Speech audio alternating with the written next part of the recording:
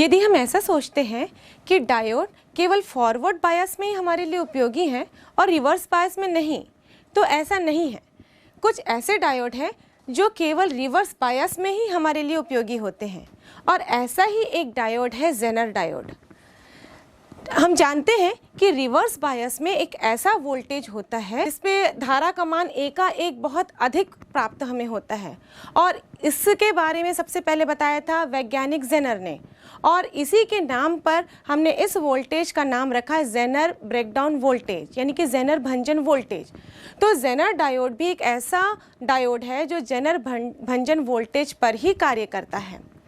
और जब इसकी कार्यविधि को हम समझें तो ये जेनर भंजन वोल्टेज पे किस प्रकार हमारे लिए उपयोगी है, तो हम जानते हैं कि डायोड को डोपिंग करके बनाया जाता है और जब डायोड में डोपिंग की मात्रा को बढ़ा दी जाए तो डोपिंग की मात्रा बढ़ाने से अवक्षय परत की मोटाई कम हो जाती है और अवक्षय परत की मोटाई कम हो जाने पर इसका भंजन वोल्टेज बहुत जल्दी आ जाता है।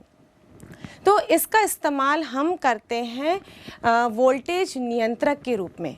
किस प्रकार करते हैं? यदि हम इसके कैरेक्टरिस्टिक ग्राफ को देखें तो डायोड में फॉरवर्ड बायस में अत्यधिक धारा एक्सपोनेंशियली प्रवाहित होती है और रिवर्स बायस में हम देखें तो पहले तो धारा प्रवाहित नहीं होती है, हम कहते हैं अल्प धारा हमको प्राप्त होती है और उसके बाद जेनर भंजन वोल्टेज आने पर एकाएक अत्यधिक धारा प्राप्त होने लगती है। धारा के मान में एकाएक वृद्धि होने लगती है और हम ये कह सकते हैं कि जो धारा का मान है वो बहुत ही सूक्ष्म परिवर्तन वोल्टेज में होने पर अत्यधिक प्राप्त हो जाता है।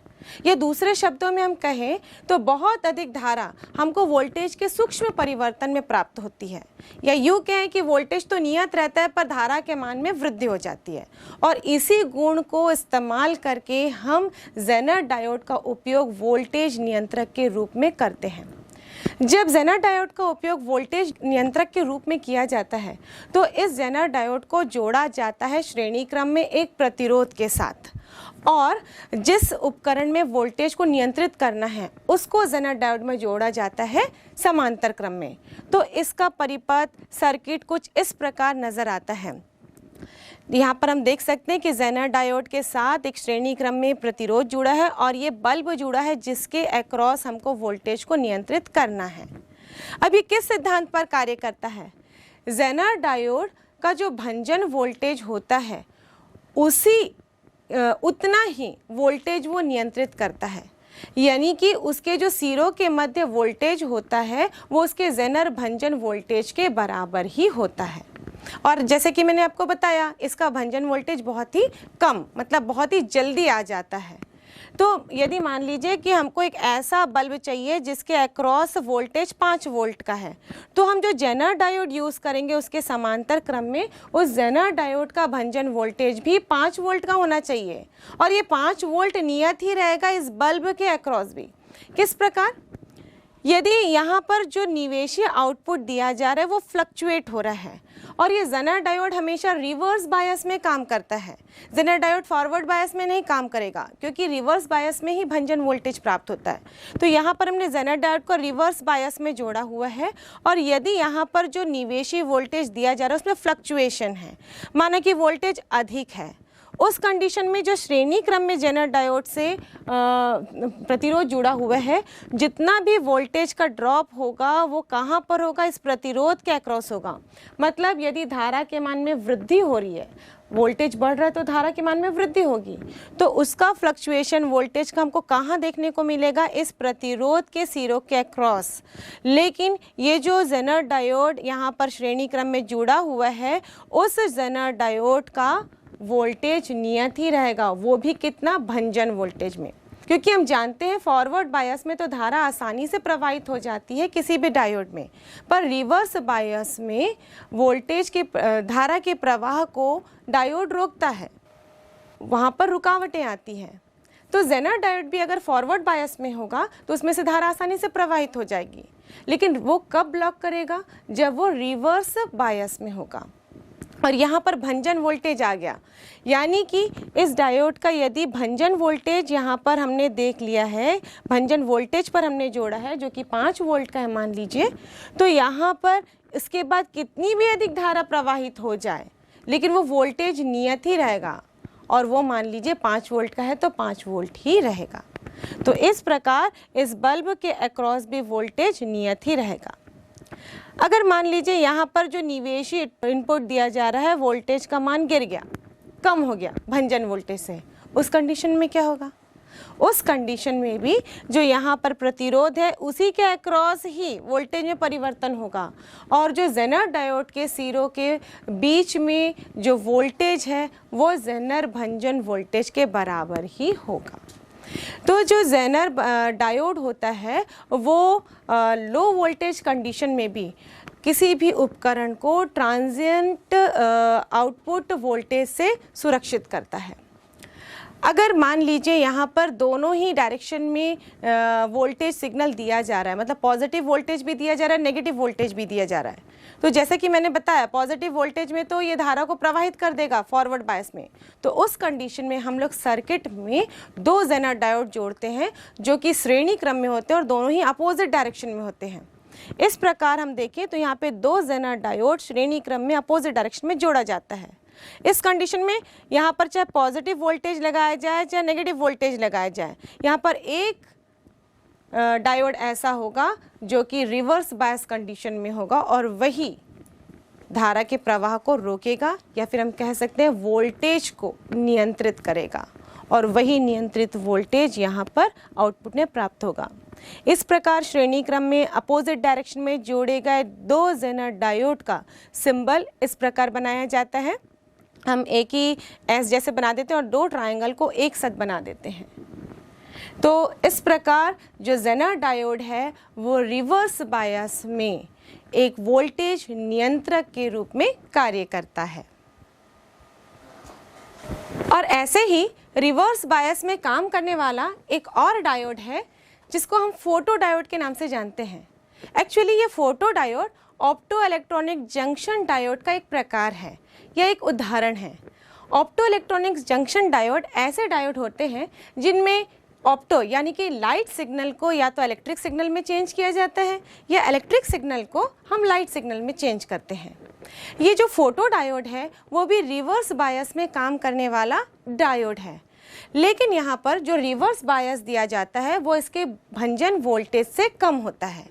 जैसे कि हमने पहले जेनर डायोड में पढ़ा था कि वो भंजन वोल्टेज पे कार्य करता है, लेकिन जो फोटो डायोड है उसमें जो रिवर्स बायसिंग होती है वो उसके भंजन वोल्टेज से कम होती है। मान लीजिए किसी इंस्ट्रूमेंट में, किसी सर्किट में ये फोटो डायोड जोड़ा गया है। अब ये रिवर्स बायस में है, इसका मतलब यहाँ पर धारा का चालन नहीं होगा और धारा का चालन रुक जाएगा। हम जानते हैं कि रिवर्स बायस में अवक्षय परत की मोटाई बढ़ जाती है जिसके कारण धारा का चालन नहीं होता है।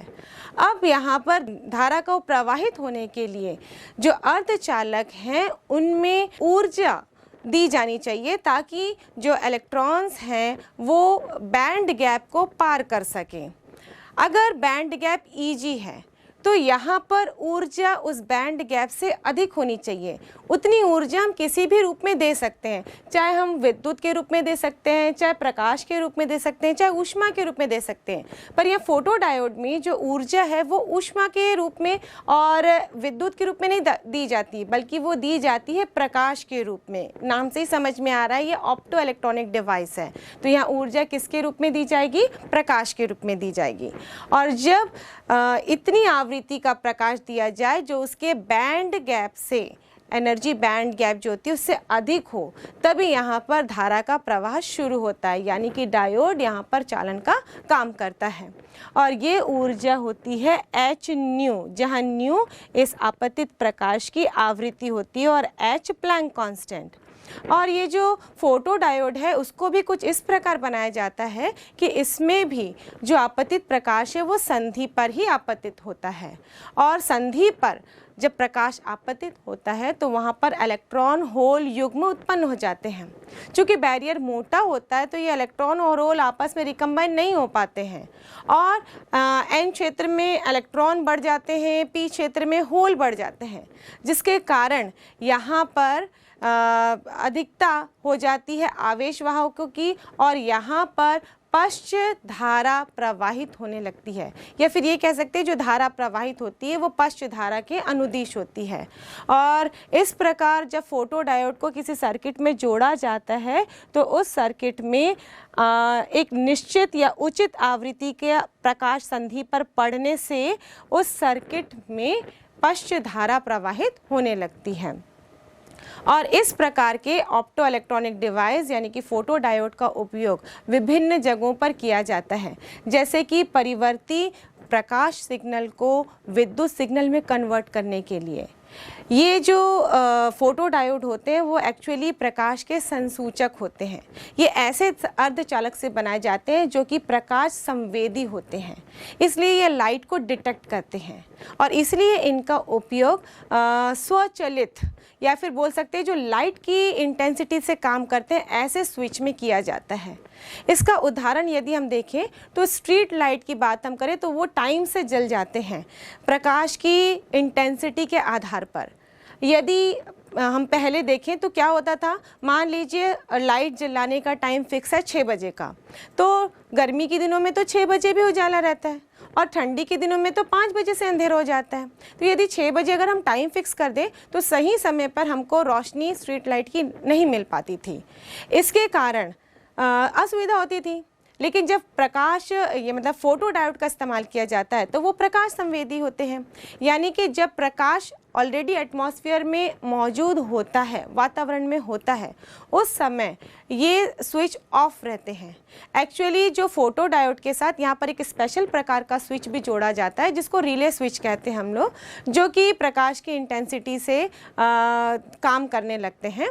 तो यहाँ पर मैं आपको सिर्फ फोटोडायोड के बारे में बताना चाहूँगी कि फोटो जो डायोड होते हैं वो प्रकाश की इंटेंसिटी से काम करते हैं और जब वातावरण में ऑलरेडी प्रकाश होता है तो उस समय ये स्विच ऑफ रहते हैं। लेकिन जैसे ही अंधेरा हो जाता है तो चूँकि ये प्रकाश संवेदी हैं तो ये उस संवेदना से अपने आप ही ऑन हो जाते हैं।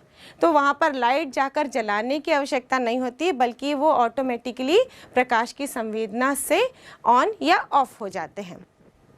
ये जो फोटोडायोड होते हैं उसमें जो धारा उत्पन्न होती है वो डिपेंड करती है प्रकाश की तीव्रता पर।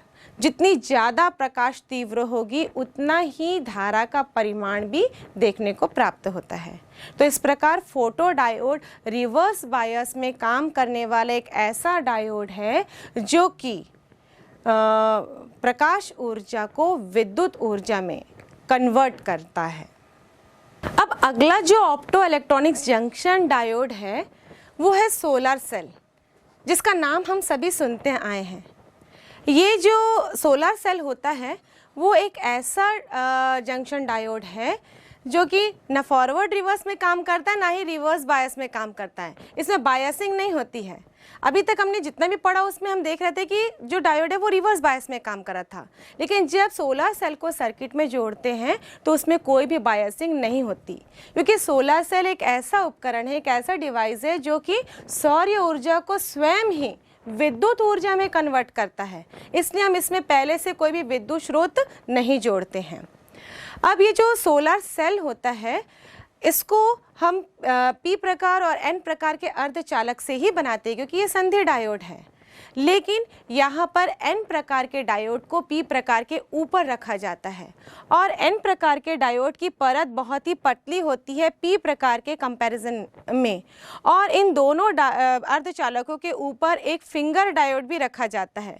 इस फिंगर डायोड से गुजरकर ही प्रकाश की जो किरणें हैं या जो सौर ऊर्जा है वो संधि तक पहुँचती है। चूँकि एन प्रकार का पतला होता है तभी तो प्रकाश की किरणें उस एन प्रकार को पार करके संधि तक पहुँच जाती हैं। जैसे ही वो संधि तक पहुंचती है तो संधि में ऊर्जा उत्पन्न होने के कारण, ऊर्जा मिलने के कारण वहाँ पे इलेक्ट्रॉन और होल्स उत्पन्न होते हैं। इलेक्ट्रॉन्स एन रीजन की तरफ चलने लगते हैं और होल्स पी रीजन की ओर बढ़ने लगते हैं, जिसके कारण एन जो रीज़न है वो और अधिक ऋणात्मक हो जाता है और पी रीज़न और अधिक धनात्मक हो जाता है। मतलब पी और एन रीजन के बीच में विभव का अंतर हो जाता है और इस विभव के अंतर के कारण यहाँ पर उत्पन्न होती है धारा। क्योंकि हम जानते हैं कि धारा तभी प्रवाहित होती है जब विभव का अंतर हो।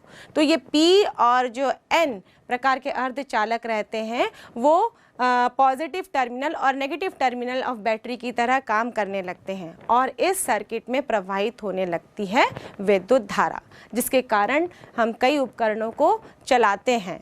क्योंकि विद्युत ऊर्जा प्राप्त हो रही तो कई उपकरण चलने लगते हैं। तो इस प्रकार जो सोलर सेल होता है वो इस प्रकार का जंक्शन डायोड है जो कि सौर ऊर्जा को विद्युत ऊर्जा में कन्वर्ट करता है।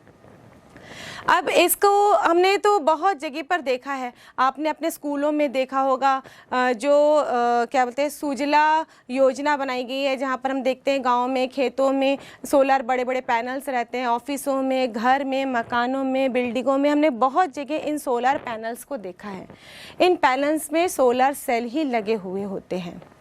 तो यदि हम सोचें कि ये जो सोलर सेल है वो दिन में सूरज की रोशनी को कन्वर्ट कर रहा है विद्युत ऊर्जा में, तो क्या केवल इन सोलर सेल का इस्तेमाल हम लोग दिन में ही करते हैं? ऐसा तो नहीं है। हम इन सोलर सेल्स का इस्तेमाल रात में भी करते हैं। तो उस समय विद्युत ऊर्जा कहाँ से आती है? जब सौर ऊर्जा ना हो तो विद्युत ऊर्जा कहाँ से आती है? तो उस कंडीशन में इन सोलर सेल्स के साथ, इन पैनल्स के साथ एक बैटरी को जोड़ा जाता है और जब दिन में सूरज होता है और सूर्य ऊर्जा सौर ऊर्जा विद्युत ऊर्जा में कन्वर्ट होते रहती है, तब ये जो बैटरी है वो चार्ज हो जाती है। और ये बैटरी जब फुल्ली चार्ज हो जाती है उसके बाद सूरज रहे या ना रहे, क्योंकि कभी कभी ऐसा होता है कि अचानक बारिश हो गई, बादल छा गए, मौसम काला हो गया, तो उस समय तो हम अंधेरे में रह जाएंगे। तो उस कंडीशन में भी ये जो चार्ज्ड बैटरी है ये घर के, ऑफिसों के, बंगलों के सारे उपकरणों से जुड़ी हुई होती है और यही विद्युत ऊर्जा प्रोवाइड करती है बाकी उपकरणों को, जिसके कारण हम आसानी से अंधेरे में भी, यानी कि सूरज की अनुपस्थिति में भी हम विद्युत ऊर्जा का आनंद ले सकते हैं। आपने बच्चों के खिलौनों का चार्जर देखा है? जब उस चार्जर को हम लोग ऑन करते हैं तो इसमें एक लाल रंग की बल्ब टाइप की जलती है। पहले मोबाइल के चार्जर में भी ऐसा होता था, वो लाल रंग का बल्ब हमको नज़र आता था, लेकिन वो लाल रोशनी देने वाला बल्ब नहीं होता है। एक्चुअली वो होता है लाइट एमिटिंग डायोड, यानी कि प्रकाश उत्सर्जक डायोड। ये भी ऑप्टोइलेक्ट्रॉनिक संधि डायोड का एक प्रकार है, एक वैरायटी है। और ये ऐसा उपकरण है जो कि विद्युत ऊर्जा को प्रकाश ऊर्जा में कन्वर्ट करता है। और ये एक ऐसा वैरायटी का डायोड है जो कि फॉरवर्ड बायस में काम करता है। अभी तक हमने देखा कि रिवर्स बायस में काम करने वाले उपकरण, ये डायोड के बारे में पढ़ा, लेकिन ये जो डायोड है वो फॉरवर्ड बायस में काम करता है जो कि विद्युत ऊर्जा को प्रकाश ऊर्जा में कन्वर्ट करता है। आपने इस प्रकार के डायोड अलग अलग रंगों में भी देखे होंगे, जैसे कि लाल, हरा, पीला, नीला। बच्चों के खिलौनों में देखते हैं बड़े सुंदर और आकर्षक नज़र आते हैं। वैसे ही अब दिवाली के समय, किसी त्यौहार के समय अपने घर को डेकोरेट करने के लिए भी कुछ ऐसे लाइट्स वाले उपकरण लाते हैं, तो ये सारे लाइट्स वाले उपकरण में भी बल्ब नहीं लगा होता है, इसमें लगा होता है लाइट एमिटिंग डायोड। बल्ब जो है कई बार फ्यूज़ हो जाते हैं, बहुत आसानी से वो फ्यूज़ हो जाते हैं, लेकिन जो डायोड होते हैं ये फ्यूज़ नहीं होते हैं, क्योंकि इसमें कोई फिलामेंट थोड़ी ना होता है जो टूट जाए। यहाँ पर P और N प्रकार का अर्धचालक होता है। जैसे बल्ब है, हम लोग कैसे भी उसको सर्किट में फिट कर देते हैं, वो जलता है, लेकिन यदि हम लाइट एमिटिंग डायोड को किसी सर्किट में फिट करें तो वो जलेगा नहीं, क्योंकि कब काम करेगा बोला मैंने? जब ये फॉरवर्ड बायस में हो।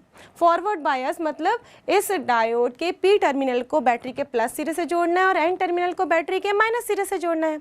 इस डायोड में कांच की आवरण रहती है और इसमें दो छोर रहते हैं। जो बड़ा वाला छोर रहता है वो P प्रकार का अर्धचालक होता है और जो छोटा वाला छोर रहता है वो N प्रकार का अर्धचालक होता है। तो जब इसकी बायसिंग फॉरवर्ड होगी तभी ये लाइट एमिटिंग डायोड लाइट को उत्सर्जित करेगा। ये जो लाइट एमिटिंग डायोड्स होते हैं वो एक वर्णी प्रकाश देते हैं, मतलब एक ही रंग का प्रकाश होता है, या तो लाल होगा या पीला या हरा या नीला। जैसे कि बल्ब जो है वो तो 7 रंग के प्रकाश देते हैं। तो इसका एक एडवांटेज ये है कि ये एक वर्णी प्रकाश देते हैं, ये सस्ते होते हैं और ये कम शक्ति में काम करते हैं। इनका उपयोग चोर घंटी में, सुदूर नियंत्रण, प्रकाश नियंत्रण में किया जाता है, घड़ियों में किया जाता है। तो इसके बहुत सारे उपयोग हैं। पर हम जानते हैं कि जो दृश्य प्रकाश होता है उसकी ऊर्जा 3 इलेक्ट्रॉन वोल्ट से 1.8 इलेक्ट्रॉन वोल्ट तक की होती है। तो जो एलईडी बनाने के लिए अर्धचालक इस्तेमाल किया जा रहा है, कम से कम उसका जो बैंड गैप है वो 1.8 इलेक्ट्रॉन वोल्ट का होना चाहिए। अब होता क्या है कि जब इस डायोड में विद्युत ऊर्जा प्रवाहित की जाती है, तब इसके संधि पर इलेक्ट्रॉन्स और होल्स जब फॉरवर्ड बायस में होते हैं तो क्या होता है, जो बहुसंख्यक आवेश वाहक है वो संधि की ओर चलने लगते हैं, और जब ये संधि की ओर चलने लगते हैं तो बहुसंख्यक आवेश वाहक किससे कंबाइन होते हैं, अल्पसंख्यक आवेश वाहकों से कंबाइन होने लगते हैं। और जब ये कंबाइन होते हैं तब ऊर्जा उत्पन्न होती है, उत्सर्जित होती है प्रकाश के रूप में, जिसे हम देख पाते हैं। तो इस प्रकार जो एलईडी है, लाइट एमिटिंग डायोड है, वो विद्युत ऊर्जा को प्रकाश ऊर्जा में कन्वर्ट करता है। ये जो एलईडीज़ हैं वो भी बहुत ज़्यादा डोप्ड होते हैं, इनमें डोपिंग की मात्रा बहुत अधिक होती है, जिससे कि इसमें बहुसंख्यक आवेशों की मात्रा अधिक हो। अब जो अर्धचालक होते हैं उनके बैंड गैप से ज़्यादा ऊर्जा दी जाएंगी, तभी तो इलेक्ट्रॉन्स और होल संधि को क्रॉस करेंगे। जो सिलिकॉन है उसकी जो ऊर्जा अंतराल होता है वो 1.1 इलेक्ट्रॉन को होता है, और जर्मेनियम का 0.7 इलेक्ट्रॉन वोल्ट का होता है। और जो एलईडीज़ बनाने के लिए अर्धचालक चाहिए उनकी ऊर्जा अंतराल कम से कम 1.8 इलेक्ट्रॉन वोल्ट की होनी चाहिए, तभी तो वो दृश्य प्रकाश दे सकेंगे। इसीलिए हम एलईडी बनाने के लिए तात्विक अर्धचालकों का इस्तेमाल नहीं करते हैं, बल्कि यौगिक अर्धचालकों का इस्तेमाल करते हैं, जैसे कि गैलियम आर्सेनाइड फॉस्फाइड या गैलियम फॉस्फाइड, जिससे कि वो उचित आवृत्ति का दृश्य प्रकाश दे सकें।